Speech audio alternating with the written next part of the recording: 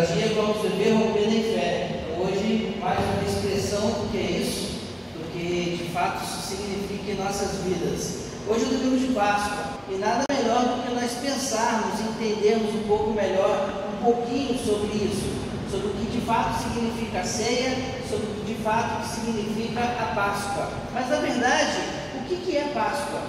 O que significa de fato isso? Quando começou isso? Por que nós celebramos a Páscoa da forma que celebramos? Por que as pessoas, elas desejam felicitações nesse dia? O que torna esse dia, na verdade, um dia tão especial assim, a ponto de ser celebrado de uma forma diferenciada? Você sabia que os judeus, eles celebram a Páscoa durante 7 dias? Não somente um dia, um domingo, mas a Páscoa é celebrada pelos judeus por 7 dias, ou seja, uma semana celebrando essa alegria que está no coração deles. Eu queria pensar com vocês essa manhã, nesse domingo de Páscoa e ceia do Senhor, um pouquinho sobre a origem disso, ou seja, como que isso aconteceu, para que pudéssemos entender melhor o que estava no coração de Deus quando instituiu isso e por que isso de fato é algo especial para mim e para você. Por isso eu queria ler com vocês um texto que deu origem à Páscoa. Então, Êxodo capítulo 12. Êxodo capítulo 12. Nós vamos ler o versículo 11.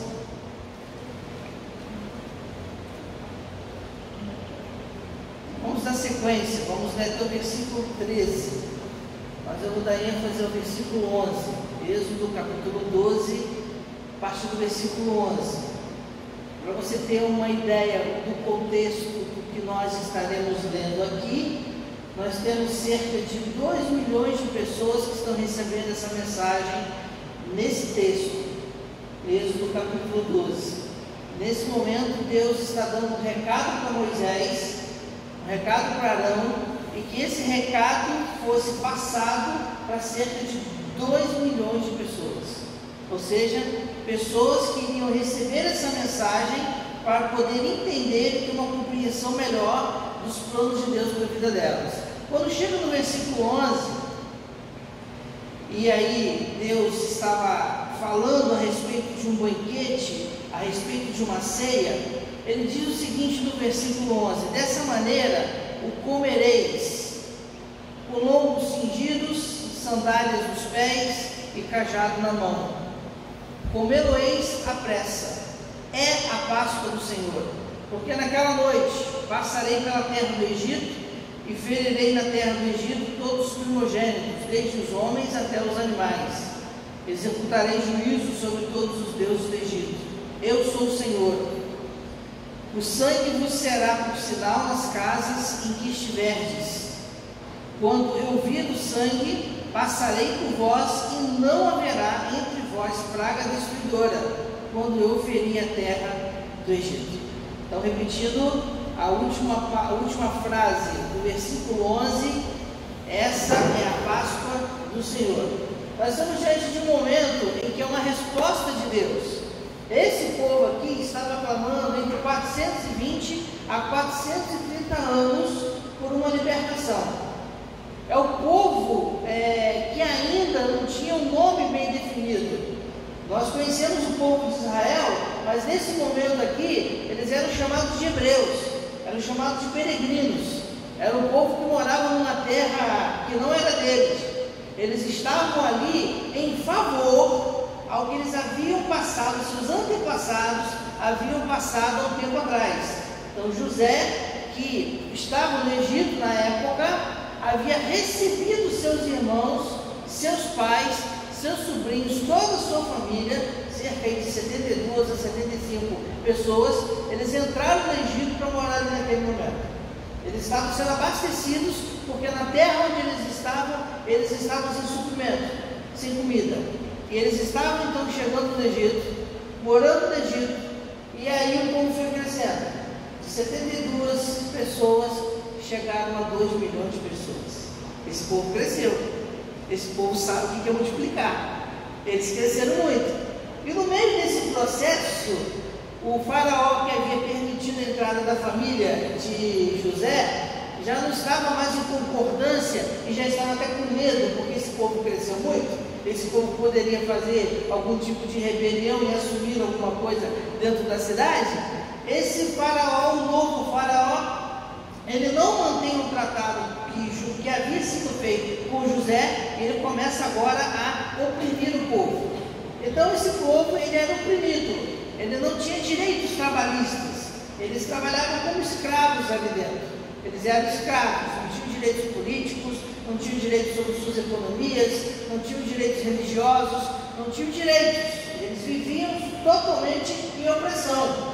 Então imagina esse quadro, um povo vivendo em opressão, um povo vivendo em clamor, um povo que sabia, através do que nós chamamos daquelas histórias que são contadas de pais para filho, que havia uma promessa para eles. Uma promessa que foi dita para Abraão. Esse povo então clamava para que essa promessa pudesse acontecer, para que essa promessa se tornasse realidade. Então, nesse momento, quando eles ouvem essa forma com que Deus está colocando para eles como que devem ser feito, como é que será feito, está acontecendo aqui a primazia da resposta de Deus. Por que primazia da resposta de Deus? Porque Deus vai a Moisés e diz: Moisés, eu ouvi o clamor do meu povo. O povo está clamando, o povo está sofrendo, eu ouvi o clamor deles. Então estou indo até eles agora para dar a libertação total que eles precisam dentro dessa aflição, dentro dessa opressão.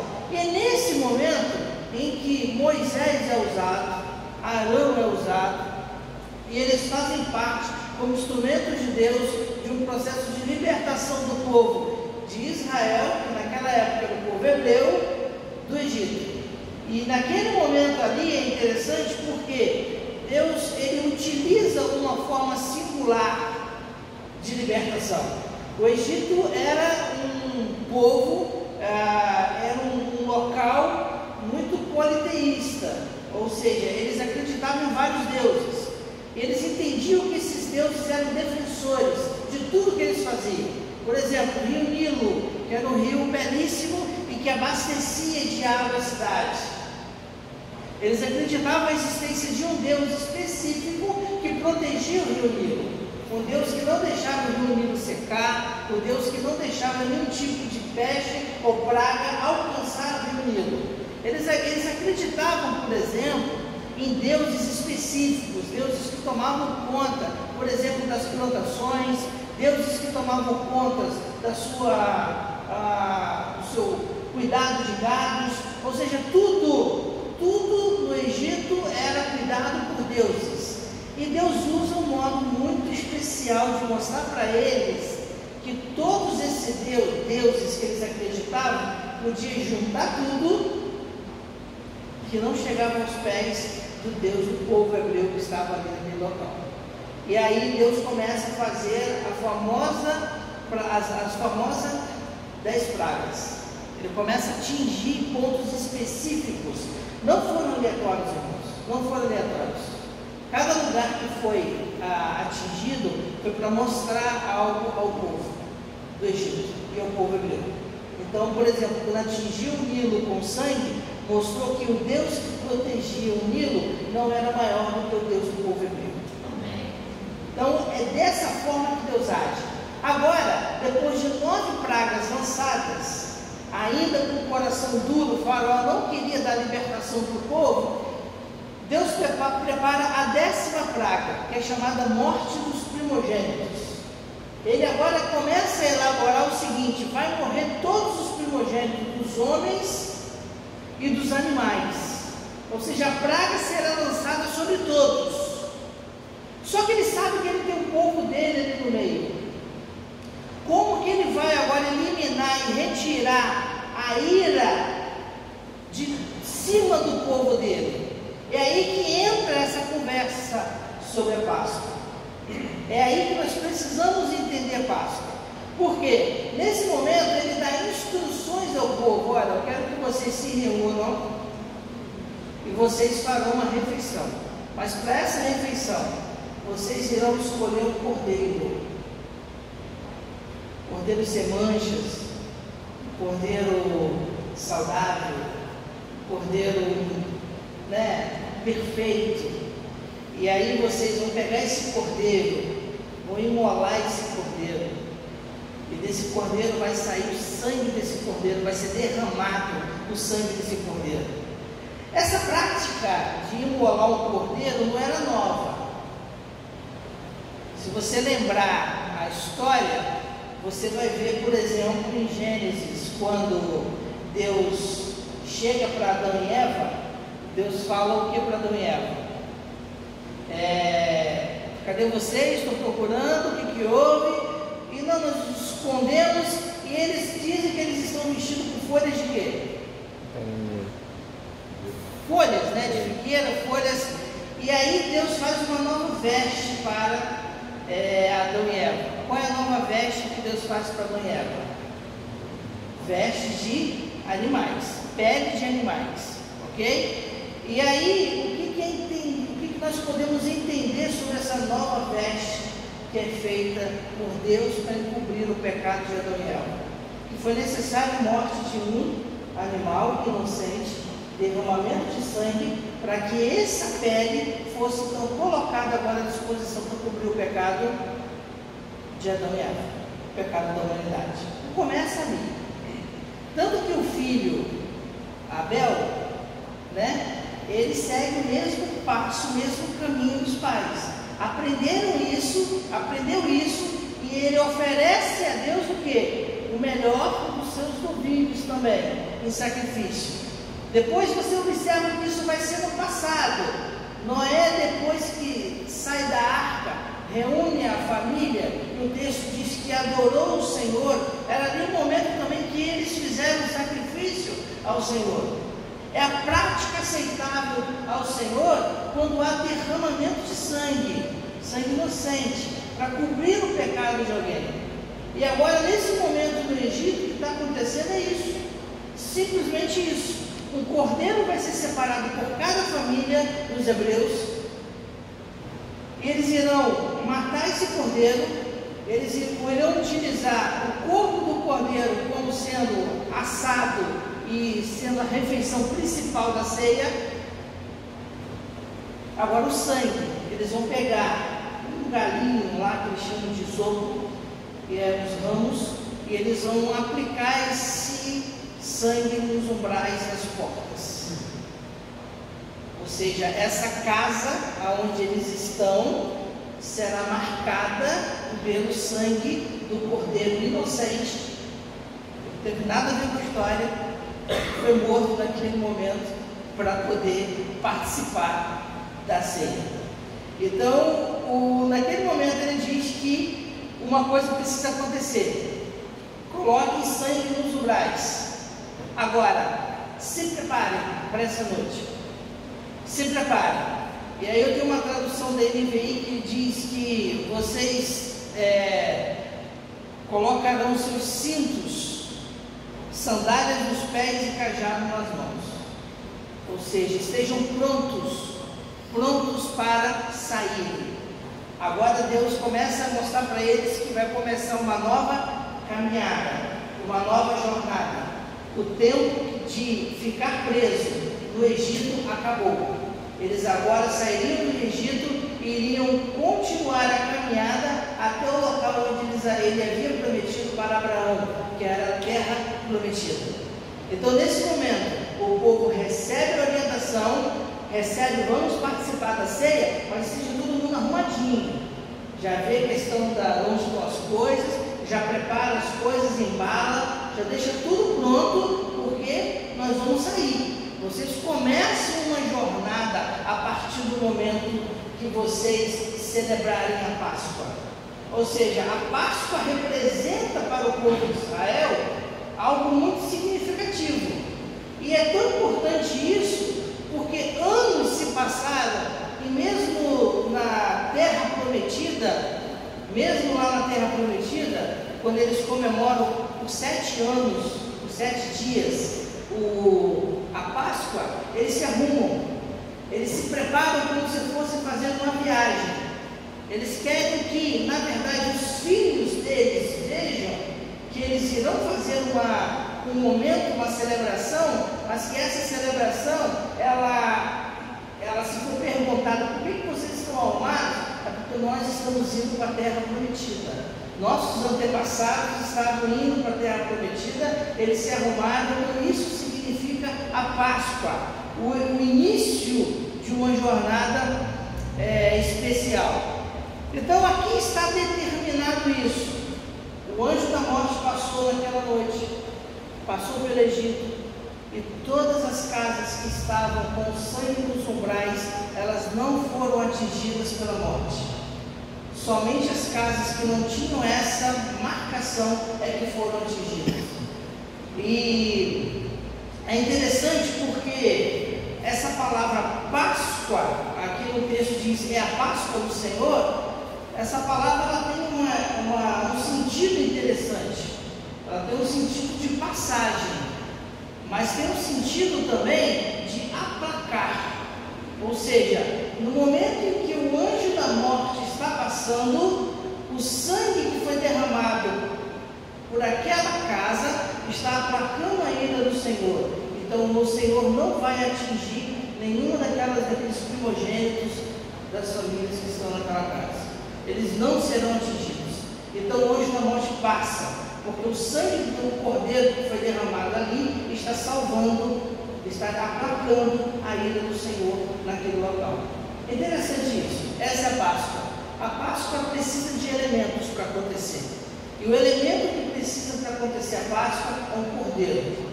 É um cordeiro realmente limpo, perfeito, inocente e que tem o seu sangue derramado. Agora nós vamos pular no Novo Testamento. E quando eu chego no Novo Testamento, e quando eu abro em Lucas, capítulo 22, começa uma narrativa de Lucas. E aí eu fico pensando que Lucas, muitas das informações que Lucas recebeu, foram informações que ele recebeu de Pedro, porque Lucas não estava em loco lá, ele recebeu de Pedro, e ele fala, tem uma coisa muito interessante, que Jesus estava desejoso de celebrar a Páscoa com os seus discípulos. E ele orienta em Lucas capítulo 22 os discípulos a procurarem um lugar. Ele chama Pedro e João, né? Aí você pode ler a partir de Lucas 22, a partir do versículo 7, ele envia, versículo 8, envia Pedro e João dizendo, vão e preparem a Páscoa para a gente. Só que para a Páscoa precisa de quê, irmãos? Precisa da representação desses elementos. E agora no Novo Testamento, Jesus começa a instituir para a gente exatamente a importância desses elementos e o que significam esses elementos.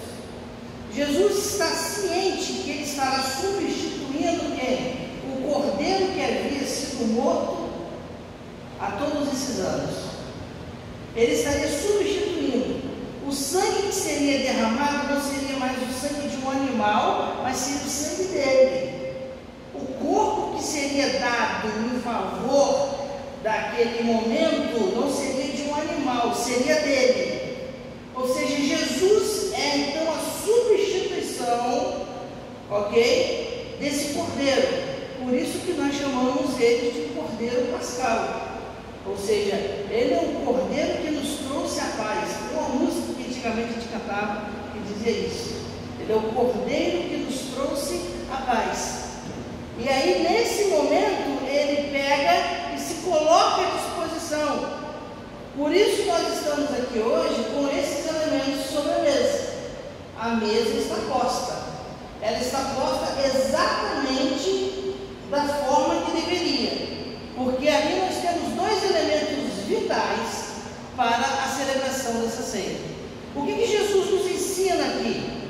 Nos ensina que ele continua sendo a resposta necessária do povo. O povo continua sendo oprimido. Ah, mas continua sendo oprimido pelo povo do Egito? Não. Continua pela escravidão política? Um pouco. Mas a maior escravidão, a maior opressão na vida de uma pessoa hoje se chama pecado. O pecado oprime a pessoa, o pecado amassa a pessoa, o pecado ele conforma a pessoa, ele tira a pessoa da forma que ele deveria ser.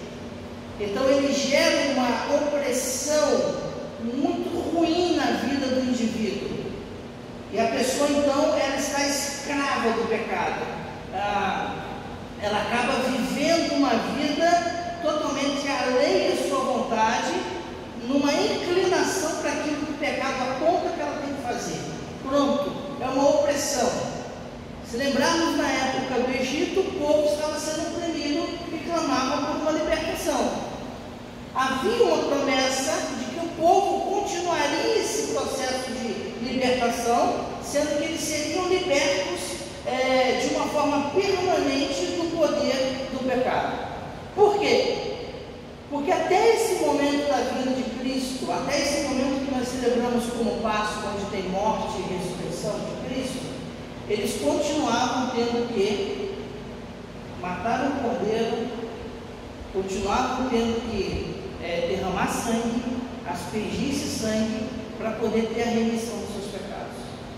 E agora, nesse momento aqui, no Novo Testamento, onde se está consumando a promessa de Deus, os elementos estão mostrando para nós que existe uma mudança. Você não vai precisar mais hoje na sua casa fazer isso. Hoje, domingo, nós não vamos precisar matar um cordeiro. Pode até comer um cordeiro assadinho, pode até comer, né? Sem problema nenhum. Mas você não vai precisar derramar sangue inocente para que seu pecado seja coberto por esse sangue inocente. Sabe por quê, irmãos? Porque isso já aconteceu. Nessa noite aqui, quando Jesus faz a chamada última Páscoa, que ele reúne os seus discípulos à mesa, ele começa a mostrar e começa a simbolizar a ceia de uma forma diferente, porque a partir de agora não seria mais preciso fazer o que era feito, matando o cordeiro. Ele sabia que ele seria o cordeiro pascal e que ele iria morrer e o sangue dele seria derramado.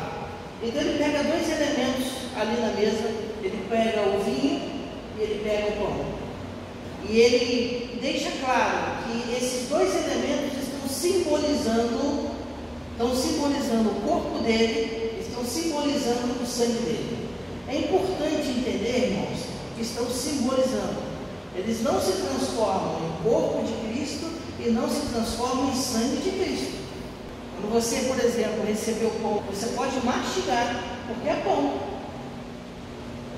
Ele simboliza o corpo de Cristo. Você não precisa deixar ele dissolver na sua boca com medo de mastigar, porque você vai estar mastigando integralmente o corpo de Cristo. Você não vai estar mastigando o corpo de Cristo. É um símbolo do corpo dele, do que ele fez. Ele tem entregue o corpo dele em resposta ao nosso clamor e à nossa libertação, aquilo que nós precisávamos. Quando você tomar o cálice, ele será a representação do sangue que foi derramado por mim e por você.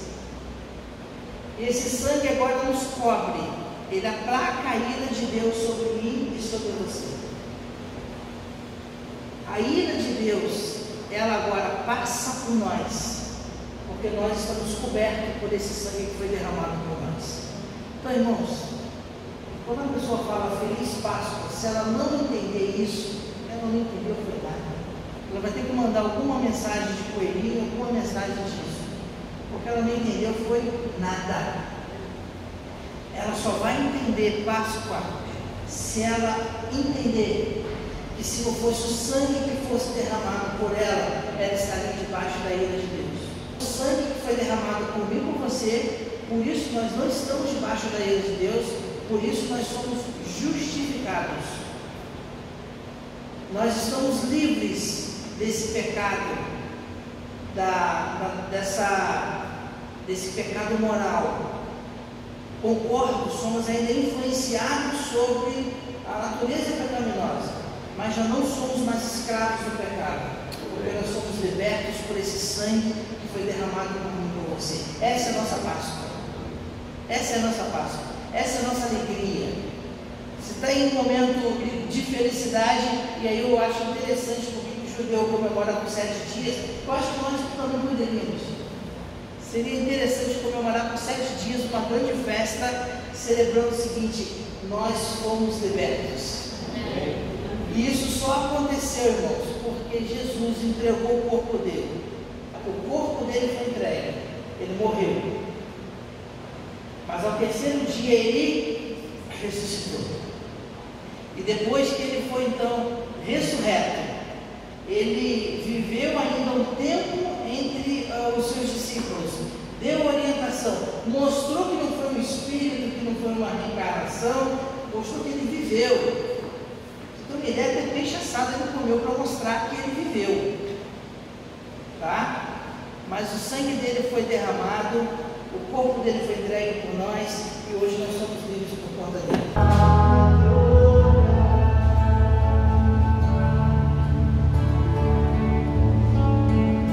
Amado Deus, querido Pai, te damos graças, Senhor. Te damos graças porque esse momento é um momento sublime em nossas vidas. Um momento onde, de fato, celebramos, Deus, a libertação que o Senhor nos deu. Então louvamos e agradecemos o Teu nome, agradecemos ao Senhor pelo privilégio de podermos ainda, assim, Deus, num momento como esse, celebrarmos esse momento tão maravilhoso, tão importante em nossas vidas. Ó Deus, que o Teu Espírito Santo se faça presente a todo tempo em nossas vidas, Pai.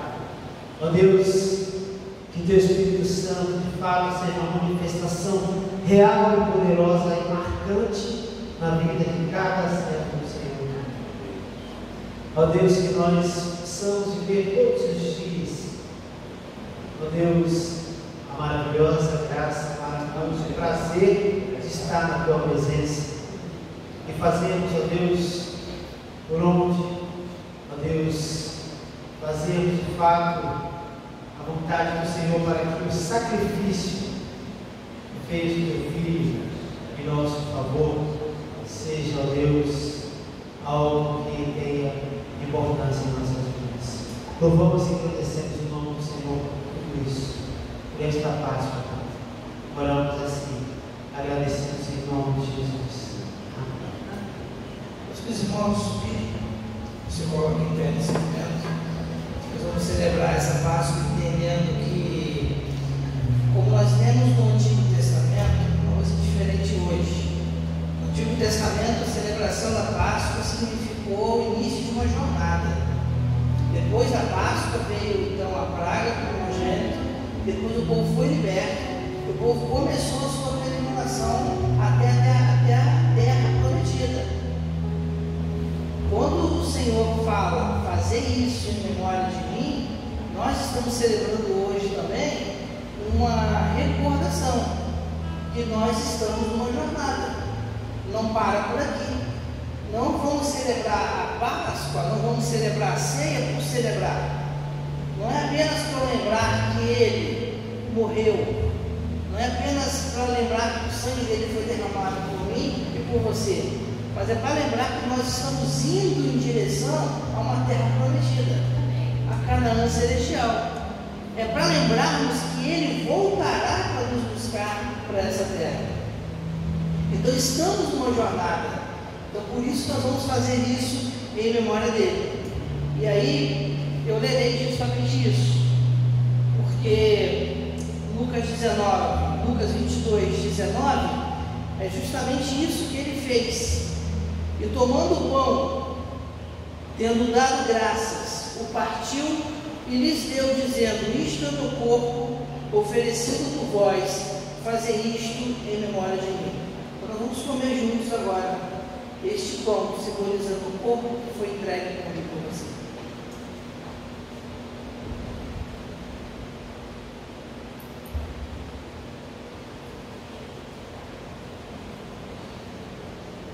No versículo 20, depois de ter repartido o pão, de ter comido o pão, ele diz: semelhantemente, depois de ceiar, tomou o cálice, dizendo: este é o cálice da nova aliança no meu sangue.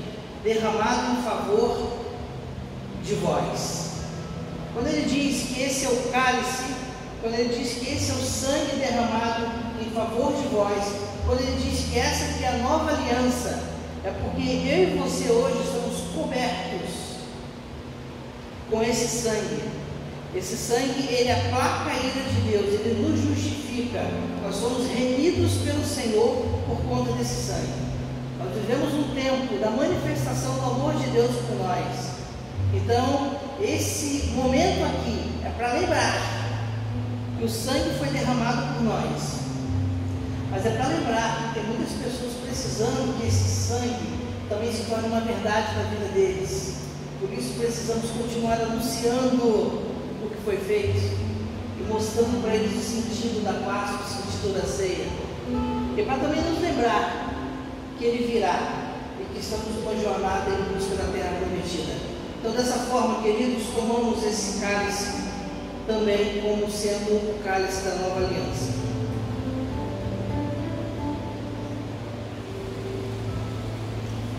Senhor, muito obrigado, Pai.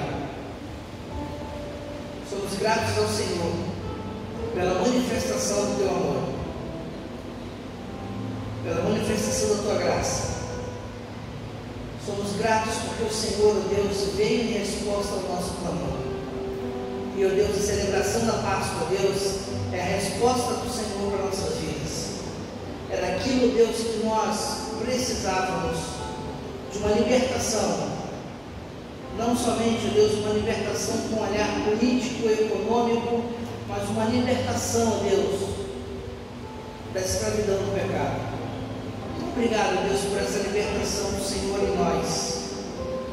Obrigado, Deus, por o Senhor ter feito, Deus, essa obra de remissão, Deus, por cada um de nós.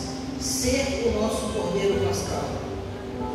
E, ó Deus, aqui estamos nós, nessa jornada, caminhando e lembrando, Deus, que o Senhor virá. E quando o Senhor vier, Deus, o Senhor estará nos conduzindo, Pai, a Canaã celestial, onde nós estaremos juntos eternamente com o Senhor. Então, muito obrigado, Deus, que nós oramos em nome de Jesus.